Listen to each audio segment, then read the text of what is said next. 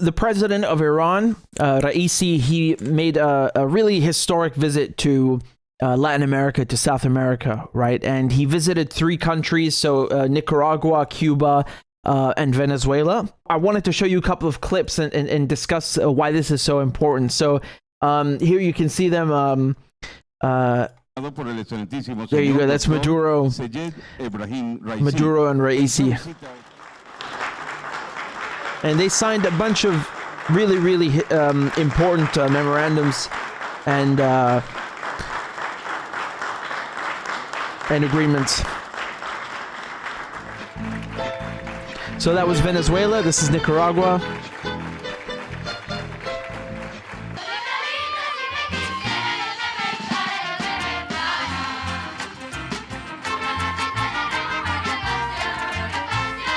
That's Ortega.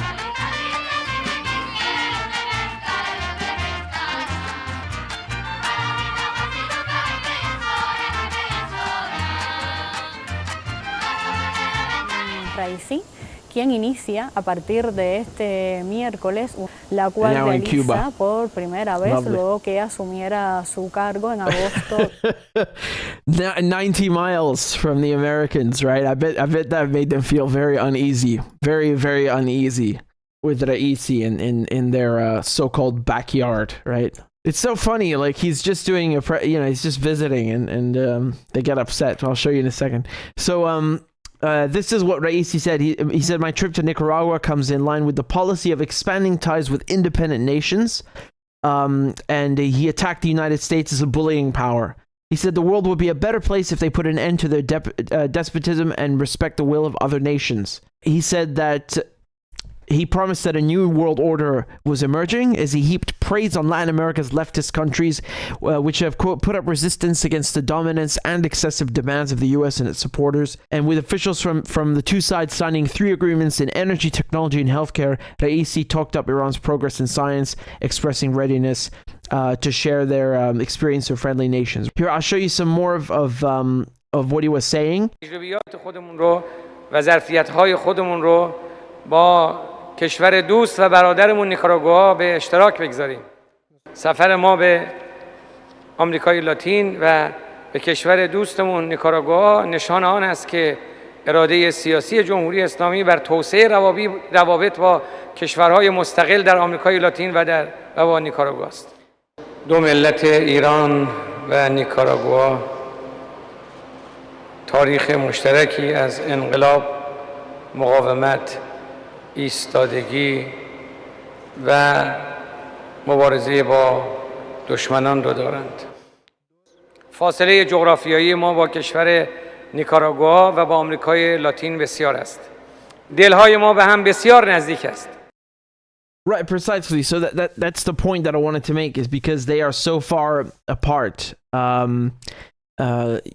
geographically speaking. So, why is Iran's president visiting? Well, what do these countries have in common? Iran, Venezuela, Nicaragua, Cuba. They're all under U.S. blockade, right? They've been crushed for decades by U.S. sanctions, and suffered under what is effectively siege warfare. And it's at the same time very sad, but also so impressive that Cuba, for example, has been under blockade for 60 years, and they produce some of the world's best doctors, and they even send doctors overseas, right, to help other countries. They came up with their own vaccine during the pandemic. Iran, the same thing, by the way, right? So they have excelled in medicine, in science, in defense, and that's why they've withstood the test of time and American sanctions. And I want to show you what Ortega, the Nicaraguan president, had to say here. This is very special. Listen and look at this. Le rendimos homenaje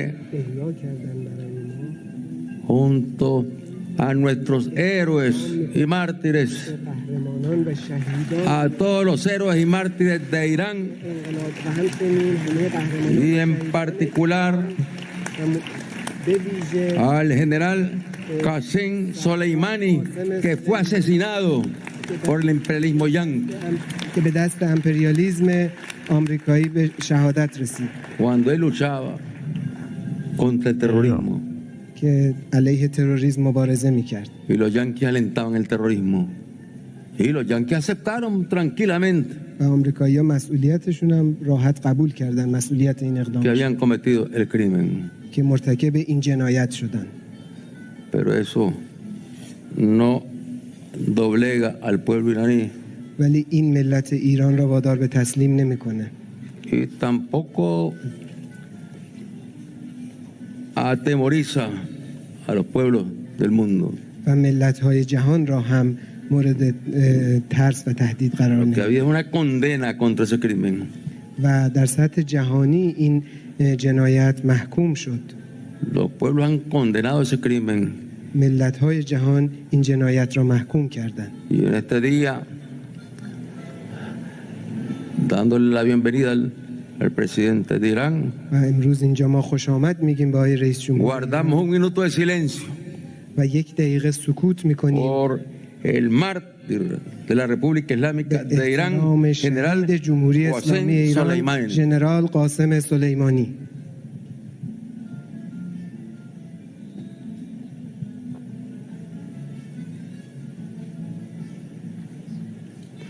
That speaks for itself. What more can I say? Honestly, that's very, very important, you know, because it's one thing saying we want to cooperate more and we sympathize with each other, but you know, this is not just in Iran, by the way. I would argue also in Lebanon, in Syria.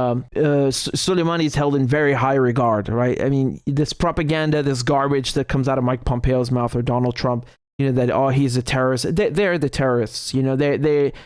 Soleimani's just helping countries defend themselves from Israeli, from Zionist colonizers, from American imperialism. What on earth are these troops even doing in this region to begin with? You can't go invading someone and their backyard and then say that, you know, backyard is putting it mildly, right? Like Iran has borders with Iraq and Afghanistan, both countries destroyed, right? So Iran has every incentive, also as a principle of the revolution, with you know, helping Palestinians to get rid of the Zionist colonizers, every right to defend themselves and help countries next door defend themselves, right? So the only terrorists here are Trump and Pompeo, and the fact that the Nicaraguan president, you know, he's holding a minute of silence for Soleimani. Wow. I can tell you this resonates really, really loudly, and you know, very well with Iranians and with the president. You know, this doesn't go unnoticed. It's extremely powerful as a political statement. You know, really, and it's not meant just as politics. They mean this, you know, because again, Nicaragua is a country that's for decades, right? Here you saw also Iran and Venezuela signing a memorandum of understanding to expand cooperation in petrochemicals with a view to carrying out joint projects, okay, and building on their already close cooperation in oil. And they also signed a dozen other cooperation deals. This is also very, very important. Venezuela, remember, used to be a big supplier of oil to the United States, and then they slowly started sanctioning it more and more.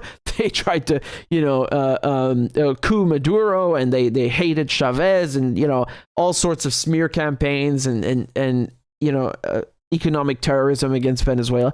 So you know, in the end, even though Venezuela has so much crude oil, the largest reserves on earth of oil. I wonder why the Americans don't like the leadership there.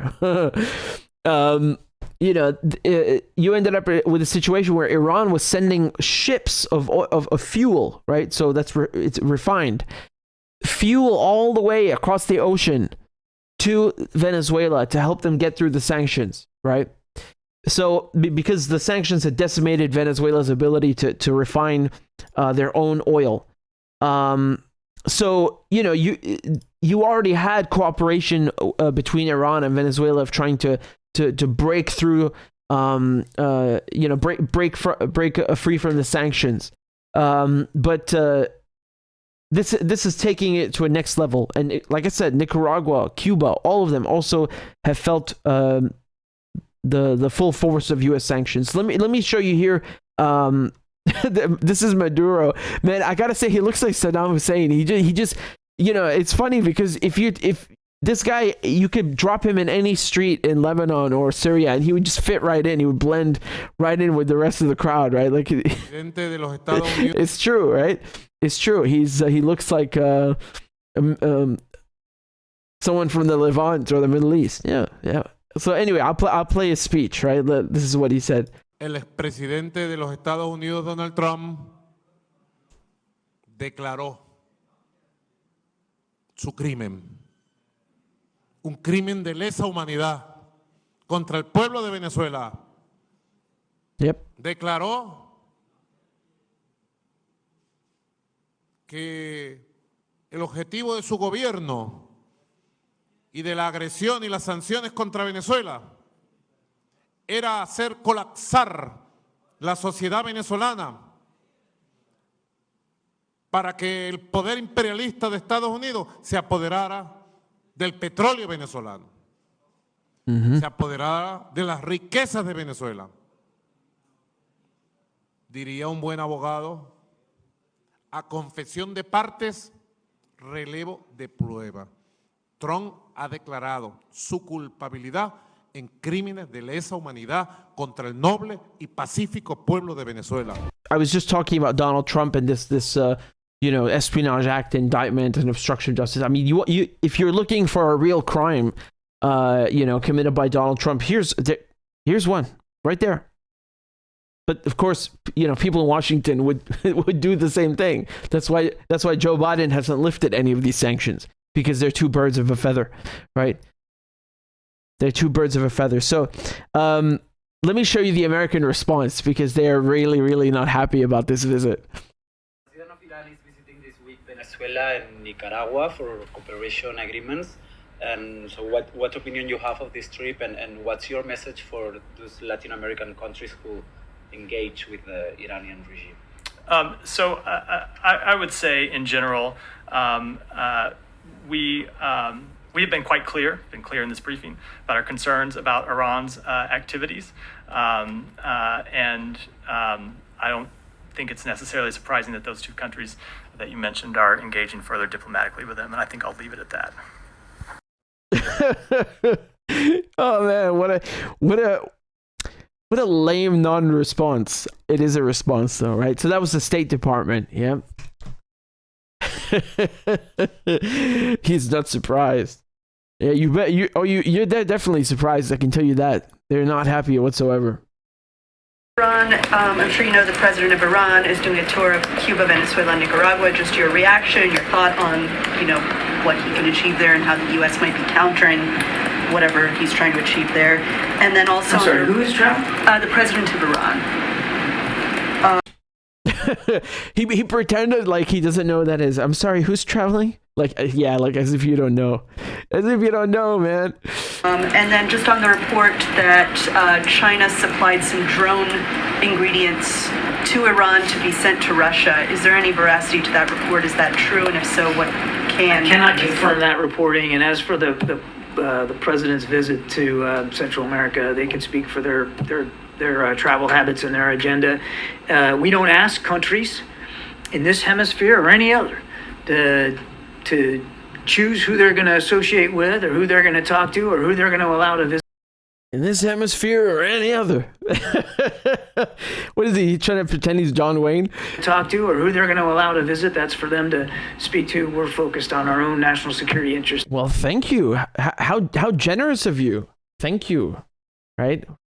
How benevolent. We're so glad that you allow other countries to do as they will. Security interest in the region. Thank you. I mean, look, I can't speak to the agenda or what he's doing or what he's going to meet with. Are we concerned about Iran's destabilizing behavior? You bet we are, and we have and will continue to take steps to mitigate that behavior. Destabilizing behavior. I mean, again, this is so funny to me because they're trying to survive and keep their countries afloat. And for them, this is destabilizing behavior. I suppose so, right? Like, if you're trying to suck Venezuela's wealth, and you're trying to, put your boot on Nicaragua's neck and blockade Cuba for 60 years, and you murder Soleimani and try to literally really destabilize Iran, to turn it back into what it was before. So for many years it was a CIA MI6 puppet state, right? The Shah giving all of his oil to us and buying our weapons and so on. Very nice arrangement, right? So yes, I suppose in that regard, countering this kind of behavior would make Raisi, or Iran, a destabilizing catalyst or component in the region. But to anyone with a shred of sanity and understanding, it's quite to the contrary. What's destabilizing is attacking these countries just because you don't like the fact that they have a lot of resources. Remember, Iran, if you look at which countries have the largest reserves of proven reserves of natural gas, number 1 is Russia and number 2 is Iran. That is huge. Look at oil. Like I told you, Venezuela, number 1 in proven reserves of crude oil. They want to get their hands on this stuff so bad, so bad, right?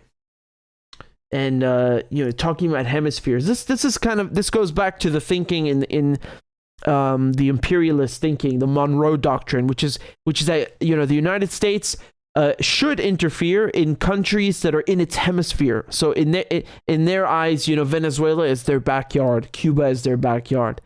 Okay, so it's okay for the United States to quote unquote secure and defend itself by intervening in Nicaragua and Venezuela because that's the Western Hemisphere.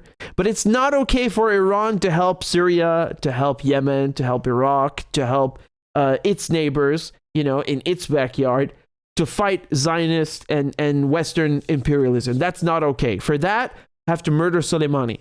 I see. You can't reason with foreign policy like this, because this goes back, every administration for a century. They have this thinking that they are the kings and they get to police the world. And let me show you this clip on Telesur. I was very happy to see my good friend Professor Marendi accompanying the delegation, and he was talking to them from Cuba. So I was very happy to see him there. Let me play this. I think the fact that Iran, Cuba, Venezuela, Nicaragua, all of these are countries that have resisted imperialism, that have maintained their independence despite sanctions, brutal sanctions.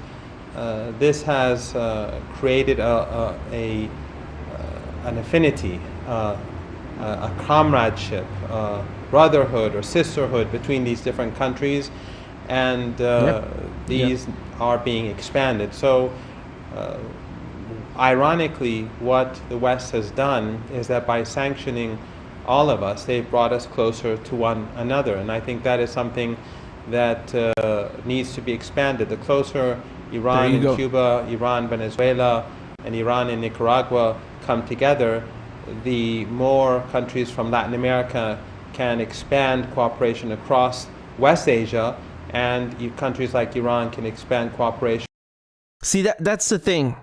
That is the underlying point.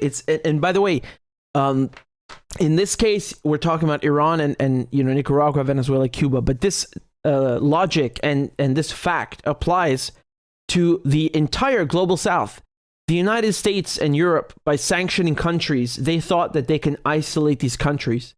But the problem is they've sanctioned so many of them, right, that now they have become the majority. And remember, the global South have always been the majority. You have a minority of people in Europe who have colonies, who control the resources and enslave and subjugate the people of the global South, right? So this is in the Cold War thinking. You would talk about third world or non-aligned, but when we say global South, we're talking about everything that is not Northern America, Europe, Australia, New Zealand, and so on, right? So the majority of the planet's population. And guess what? Now you have things like the Shanghai Cooperation Organization, the SCO. You have things like BRICS Plus, Everyone wants to join. Argentina, Saudi Arabia, Egypt, Syria, the countries that actually have resources and produce things and don't just print money that is, based on nothing, that has no backing whatsoever in reality.